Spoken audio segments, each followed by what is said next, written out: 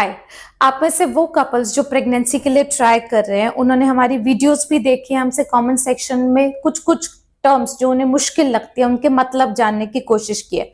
हमने भी अपनी कंसल्टेशन में ओपीडी में महसूस किया है कि जब हम पेशेंट को समझा रहे होते हैं प्रेगनेंसी के लिए कब ट्राई करना है, कैसा इलाज लेना है, तो उन्हें बहुत सारी टर्म्स, बहुत सारे वर्ड्स मुश्किल लगते हैं। तो आज का ये वीडियो है उन सभी चीज़ों के बारे में, वो सभी न्यू टर्म्स के बारे में जो आपको पता होनी चाहिए जब आप प्रेगनेंसी के लिए ट्राई कर रहे हैं। सबसे पहले शुरू करते हैं बेसिक बातों से। एग, अंडा। एक फीमेल हर महीने एक एग बनाती है और ये करीब तैयार होता है मिडल ऑफ द साइकिल में। स्पर्म, शुक्राणु, जो फीमेल का गमीट होता है जिसके अंदर आदमियों का जेनेटिक मटेरियल बच्चे में ट्रांसफर होता है, वो होता है। गर्भाशय, यूट्रस, यानी बच्चादानी। बच्चादानी वो ऑर्गन है जहां पे प्रेगनेंसी अटैच होती है। फेलोपियन ट्यूब्स, नले, ट्यूब्स या कुछ भी बोल सकते हैं। फेलोपियन ट्यूब्स वो ऑर्गन है जिससे अंडा जो है अंडादानी से पूरा ट्रैवल करता है, वहीं पे वो स्पर्म से मिलता है और फिर जाके यूट्रस में अटैच होता है। अब अंडा जब डेवलप हो रहा होता है तो टर्म आती है AMH की, anti Mullerian hormone. Anti Mullerian hormone एक तरीके का ब्लड टेस्ट है जो ये बताता है कि आपकी अंडा बनाने की क्षमता कैसी है। AMH यदि 1 से कम होता है तो वो कम है, 1 से 4 है तो वो नॉर्मल है और 4 से ज्यादा है तो वो हाई है। ये बताता है आपके अंडा बनाने की क्षमता। ऐसा ही ब्लड टेस्ट होता है FSH जो बताता है अगेन अंडा बनाने की क्षमता कैसी है। ये कराया जाता है पीरियड के दूसरे दिन। इसे कहते हैं फॉलिकल स्टिमुलेटिंग हार्मोन। ऐसे ही टेस्ट होते हैं LH ल्यूटिनाइजिंग हार्मोन, ईस्ट्राडायोल जो हमने अपनी पुरानी वीडियोस में भी बात किया, मेन हार्मोन है शरीर में। जब एक अंडा बनना शुरू होता है यही हार्मोन परत की डेवलपमेंट में हेल्प करता है। और साथ में प्रोजेस्टेरॉन, वो हार्मोन जो प्रेगनेंसी जब आती है तो उसको सपोर्ट करता है। अब अंडा जब डेवलप हो रहा होता है तो टर्म्स आती है फॉलिकल मॉनिटरिंग की। फॉलिकल क्या होता है? फॉलिकल होता है एक पानी की थैली। अब ये पानी की थैली जब पीरियड आते हैं, पीरियड के दूसरे दिन पे हमें अंडादानी में बहुत छोटी दिखाई देती है। तो ये होते हैं छोटे छोटे से एंट्रल फॉलिकल। और अगर हम इनको गिनते हैं पीरियड के शुरुआती दिनों में, डे 2 टू डे 5 में, तो वो हो जाता है एंट्रल फॉलिकल काउंट। यानी आपकी कुल मिला के दोनों अंडादानी में कितने एंट्रल फॉलिकल हैं वो बताएंगे अंडा बनाने की क्षमता, आपका एग रिजर्व कैसा है। इन छोटे छोटे एंट्रल फॉलिकल में से सिर्फ एक ही फॉलिकल जो है वो जाके बढ़त हासिल करता है, बाकी सब छोटे रहते हैं। और ये जो बढ़त हासिल हो रही है ये है फॉलिकल की ग्रोथ। तो हम करते हैं फॉलिकल मॉनिटरिंग जो हमें अलग अलग दिन पे, मान लीजिए दूसरे दिन, 10वें दिन, 12वें दिन और फिर 14वें दिन, फॉलिकल का साइज अलग अलग दिखाती है। 4 mm, 10 mm, 16 mm, 18 mm और इसके बाद ये फॉलिकल, ये पानी की थैली फूट जाती है और हमें दिखता है कॉर्पस ल्यूटियल सिस्ट। तो ये जब अंडा निकल गया इसको कहते हैं ओव्यूलेशन, यानी शरीर में अंडादानी से जो अंडा निकल रहा है वो है ओव्यूलेशन।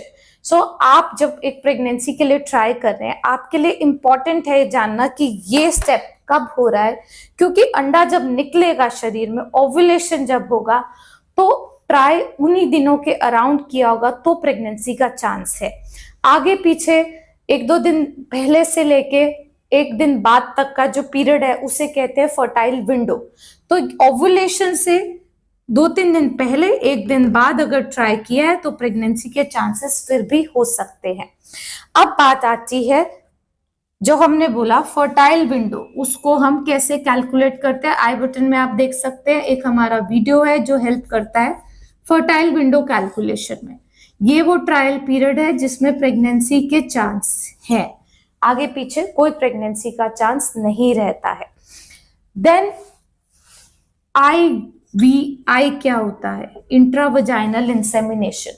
वो कपल्स जो इंटरकोर्स नहीं कर पा रहे हैं जिसमें जो है सीमन सैंपल वजाइना में डिपॉजिट नहीं हो पा रहा है किसी भी कारण से, इरेक्शन का इशू है या वेजिनिस्मस है, फीमेल को बहुत पेन होता है इंटरकोर्स में, अगर कंटेनर में सैंपल लिया जाए और उसे एक कैथेटर से सिर्फ बाहर, बच्चादानी के बाहर ही वजाइना में प्लेस किया जाए, वो होता है IVI। इसके मुकाबले अगर हम बात करते हैं IUI, इंट्रायूट्राइन इंसेमिनेशन में सीमेन सैंपल जो बाहर इकट्ठा किया जाता है उसको वॉश करते हैं, सीमेन वॉशिंग से अच्छे स्पर्म्स को इकट्ठा करते हैं और कैथेटर से बच्चादानी के मुंह के अंदर यहाँ प्लेस करते हैं ताकि वो अंडे से मिल पाए और उसके बाद प्रेगनेंसी हो पाए। तो IVI और IUI अलग इलाज होते हैं। और इसके मुकाबले जो बात करते हैं IVF के बारे में, IVF क्या होता है? IVF वो इलाज है जिसमें हम शरीर से अंडे बाहर निकालकर स्पर्म से, शुक्राणु से लैब में मिला के भ्रूण यानी एम्ब्रियो तैयार करते हैं और उसको सीधा बच्चादानी में ट्रांसफर करते हैं ताकि शुरू के सारे स्टेप्स लैब में कवर हो पाए और प्रेगनेंसी के चांसेस बेटर हो पाए। तो ये भ्रूण ट्रांसफर किया जाता है एम्ब्रियो ट्रांसफर प्रोसीजर से। IVF के दौरान ही कुछ टर्म्स आपने सुने होंगे जैसे कि एंडोमेट्रियम। एंडोमेट्रियम अच्छी है, पतली है, कैसी है? तो एंडोमेट्रियम होती है बच्चादानी की अंदर वाली परत जिस पे भ्रूण जाके चिपकता है, जिसका अच्छा होना बहुत जरूरी है प्रेगनेंसी आने के लिए। देन बात होती है ब्लास्टोसिस्ट। ब्लास्टोसिस्ट 5वें दिन का वो एम्ब्रियो होता है। स्टेज ऑफ एम्ब्रियो को डिफाइन करता है ये, जिस दिन एम्ब्रियो बना यानी अंडा और शुक्राणु मिले वो होता है डे 0। उससे अगर हम दिन गिनते हैं तो 5वें दिन का जो एम्ब्रियो है वो बनता है यूट्रस में आके।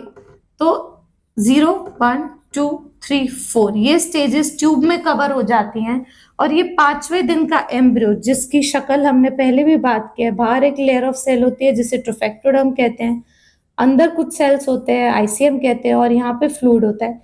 ये इस स्टेज पे, ब्लास्टोसिस्ट स्टेज पे हम ट्राई करते हैं IVF में ट्रांसफर करने का, क्योंकि नेचुरल प्रेगनेंसी भी ब्लास्टोसिस्ट स्टेज पे ही होती है, वही एक एम्ब्रियो जाके अटैच करता है। Then hysteroscopy. हिस्ट्रोस्कोपी होती है दूरबीन की जांच। तो एक होती है हिस्ट्रोस्कोपी, एक होती है लैप्रोस्कोपी। स्कोपी होती है दूरबीन की जांच। हिस्ट्रोस्कोपी में हम सिर्फ बच्चादानी की परत को देखने के लिए कैमरा नीचे के रास्ते से इंट्रोड्यूस करते हैं, कोई टाका चीरा नहीं आता है। लैप्रोस्कोपी होता है कि पेट पे भी कट देके एक छोटा सा नाभि के आसपास अंदर कैमरा डाला जाए ताकि ऊपर से भारी हिस्से में अंडादानी को, अंडादानी के अलावा ट्यूब को, अंदर कोई चिपकापन है, रसौली है, गांठ है, उसको साथ में देखा भी जाए और निकाला जाए। तो आपकी जो स्पेसिफिक कंडीशन होगी उस हिसाब से किया जाता है। एक जांच होती है जिसे कहते हैं HSG। HSG के साथ साथ SSG भी, ये होता है ट्यूब का टेस्ट। सो फैलोपियन ट्यूब्स खुली हैं या बंद है, इन्हें जांचने के लिए नीचे के रास्ते से डाई को डाला जाता है और उसका स्पिल यहाँ से देखा जाता है। जब वो लिक्विड डाई गिरती हुई दिखती है HSG में एक्सरे के माध्यम से, SSG में सलाइन होता है, पानी होता है जो देखा जाता है अल्ट्रासाउंड के माध्यम से, वो हमें बताता है कि ट्यूब्स खुली है या बंद है। तो ये सारी जो वर्ड्स आपके डॉक्टर या हम अपनी वीडियोस में बहुत कॉमनली यूज करते हैं, कभी कभी कंफ्यूजिंग हो सकते हैं। इसके अलावा अगर आपको कोई भी टर्म समझने में दिक्कत है, आप कमेंट सेक्शन में हमसे पूछ सकते हैं, we would be happy to help.